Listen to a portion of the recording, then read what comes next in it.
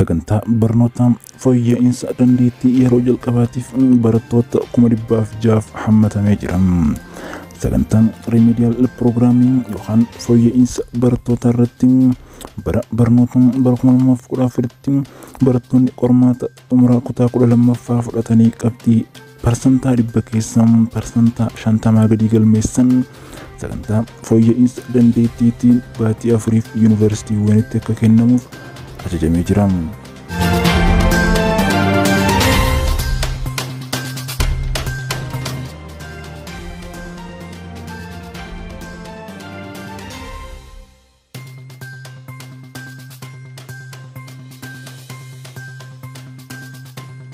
Sagantaan sirreeffamaa kun yuunivarsiitii Finfinnee akkasuma yuunivarsiitii saayinsii fi teekinooloojii Adaamaa irratti kan hafe yuunivarsiitii mootummaa fi dhuunfaa hunda irratti kan hammatudha jedhama. Ministeerri barnootaa gosa barnoota sagantaa sirreeffamatti kennamuu qaban adda baasee jira.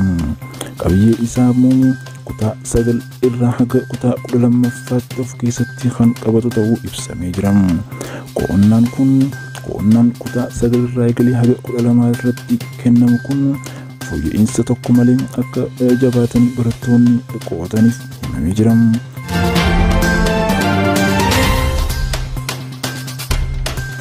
Gosa barnoota sagantaa sirreeffamaa irratti kan kennamu irratti barattoota naachuraal saayinsii yookaan saayinsii uumamaaf ingiliffaan herreega baayoloojii keemistirii fi fiiziksii yeroo ta'an barattoota sooshaal saayinsii ta'an irratti immoo yookaan barattoota saayinsii hawaasaatiif immoo ingiliffaan herreega ji'oogiraafii fi histirii kan baratan ta'uu ministeerri barnootaa guyyaa har'aa ifoomsee jira.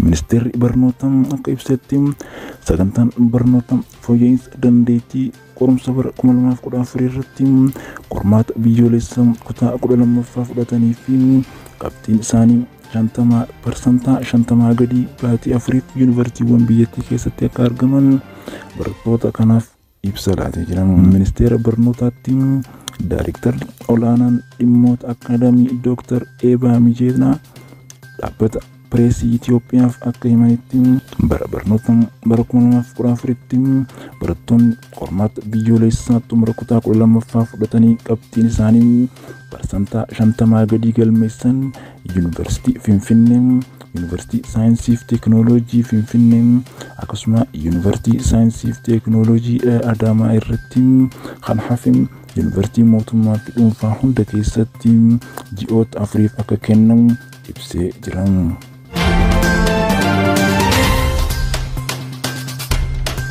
Sagantaan kun koree ogeeyyii fi piroofeesaroota yuunivarsiitiiwwan irraa dhufaniin qophaa'aa jedhama. Gosoota barnootaa akkuma jedhametti kutaa 9 haga 12ffaatti irratti xiyyeeffachuun qabiyyeen barnootaa barbaachisoo fi faayidaa qaban barattoonni mana barumsaa sadarkaa 2ffaa beekuu qaban adda baasuun dhaabbileen biraan geejjibsiisuun akka qophaa'an himamee jira. Dr. Eebbaan akka jedhanitti sagantaa kanaan barattoonni 600 ta'an koorsii kana akka fudhatan kan dubbatan yoo ta'u mijata mootummaa sirnaanii fi fooyya'aa ta'een darbuuf carraan bal'aan akka jiraatu taasisuu bira darbee qulqullina barnootaa keessatti gahee gaarii akka qabu ibsanii jiru.